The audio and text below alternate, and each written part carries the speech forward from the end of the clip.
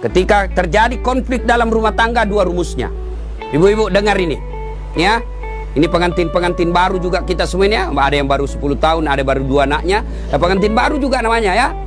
Ketika ada masalah, ini kesalahan kita ibu-ibu banyak apa? Ada masalahnya curhatnya di Facebook. Ada masalahnya curhatnya di WhatsApp. Dia berdoa tapi di medsos. Ya Allah, lindungi suamiku. Ya Allah, bukakan rezekinya suamiku. Sibuk betul itu Tuhan mau baca statusmu. Ketika ada masalah, kata Allah dalam Al-Quran, ada masalahmu, suamimu nakal, suamimu selingkuh, tidak usah curhat sama orang lain. Ini ibu-ibu gampang betul dia curhat sama tetangganya. Ngapain kau cerita masalah rumah tanggamu ke tetangga? Besok-besok ada Vina bertengkar sama suami, jangan terlalu cepat cerita sama orang tua. Langsung kau curhat sama orang tuamu, kau telepon menangis-nangis. Besok 2 minggu kemudian akrab lagi. Apalagi kau sudah ungkap semua kejelekan suamimu. Tidak usah. Ada masalahmu, kata Allah, ista'inu bis-sabri was-salah. Sabar, perbaiki solatmu, saya yang selesaikan masalahmu. Bagaimana itu sabar? Aplikasinya, alladzi idza asabatu musibah qalu inna lillahi wa inna ilaihi raji'un. Oh, saya tidak sangka istriku begini. Oh, saya tidak sangka suamiku begini. Oh, saya tidak sangka mertuaku begini. Tapi itulah jodohmu. Maka lebih kau ucapkan inna lillahi wa inna ilaihi raji'un. Banyak rumah tangga yang akhirnya hancur gara-gara terlalu cepat curhat sama orang lain.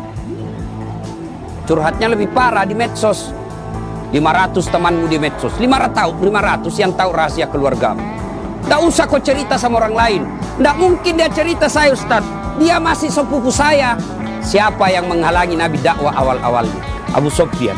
Siapa itu Abu Sufyan? Sepupu satu kalinya Nabi.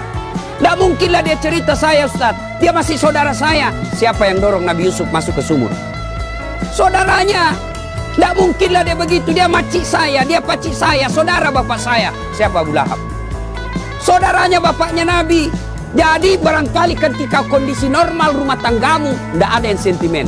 Tapi ketika kondisinya lain dari yang biasa, dia lihat rumah tanggamu bahagia, dia lihat rumah tanggamu kaya, dia miskin saudaramu, saudara sekandung, belum tentu dia baik. Ada namanya dengki.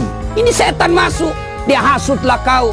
Ketika situasinya lagi labil emosimu, kau tidak stabil marahmu, datang saudaramu belum tentu niatnya baik, dia mau sama nasibnya sama kamu, susah juga rumah tanggamu, maka dia hasut kau yang tidak benar. Maka ada masalahmu jangan curhat sama manusia, tidak usah, lebih kau curhat kepada Allah. Bangun sholat tengah malam, ngadu kepada Allah. Termasuk ibu-ibu nih yang sudah mulai tua, muka-muka sakaratil maut, suami mulai lain-lain, tidak usah kau curhat sama orang lain, curhat kepada Allah. Ya Allah, Engkau yang memelihara suami saya. Ya Allah, lindungi suami saya. Ya Allah, bahagiakan rumah tangga saya. Allah sudah janji, ud'uni astajib lakum. Minta kau sama saya, pasti saya kasih. Itu janji Allah. Ya, maka ibu-ibu, saya yakin di sini semua punya rumah mata. Adakah rumah tangga yang tidak ada masalahnya? Kira-kira ada rumah tangga yang tidak ada masalahnya? Tidak mungkin. Jangankan manusia biasa, Nabi saja ada masalahnya. Dalam rumah tangga, dalam struktur keluarga, Nabi diusir dari Mekah kan, hijrah ke Madinah. Siapa yang usir? Bukan orang lain. Siapa? Pamannya sendiri. Dalam ekonomi, apa Nabi kaya? Tidak. Khadijah tadinya kaya, miskin setelah bersuamikan Rasulullah. Sampai dijelaskan pernah 3 hari 3 malam tidak makan. Itu Nabi.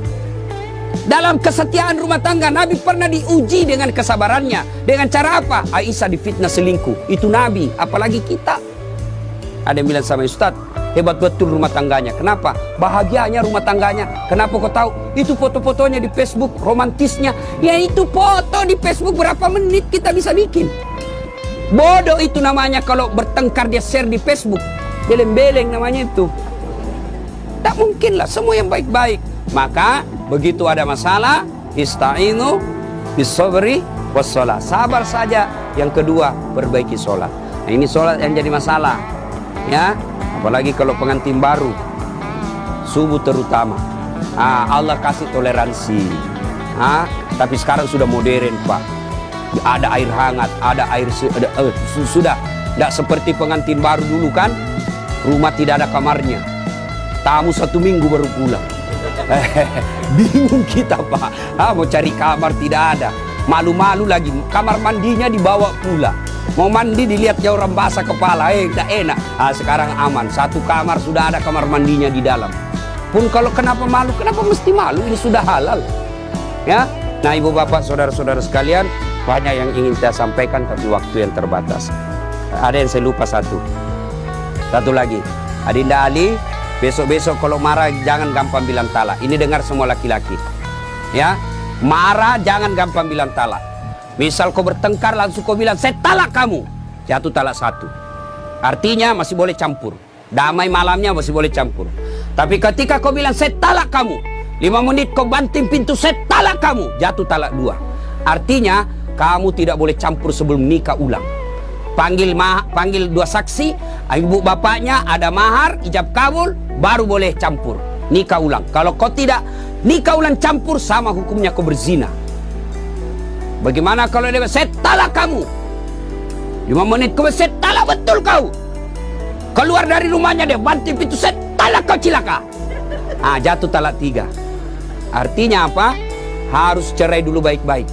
Lalu dia nikah dengan dia menunggu 3 bulan, lalu menikah dengan laki-laki lain. Ternyata tidak cocok, dia cerai dengan laki-laki tersebut. Kau harus menunggu lagi 3 kali haid, baru kau nikah kembali. Hati-hati bilang talak. Bagaimana kalau perempuan bilang talak? Talaka, talaka, talaka, talaka, talaka, talaka. Biar sampai di atas pantatnya. Kenapa hak talak ada pada laki-laki, bukan sama perempuan, ya? Maka bapak ibu yang gampang-gampang, ibu bapak-bapak yang gampang marah, jangan kau gampang bilang talak. Marah bagaimanapun jangan bilang talak. Kalau dia bilang istrimu, antar, kasih kembali saya ke rumahku. Oke, saya kembalikan kau ke rumahmu, saya ikut ke mertuaku. Anda jangan masalah seperti itu, ya.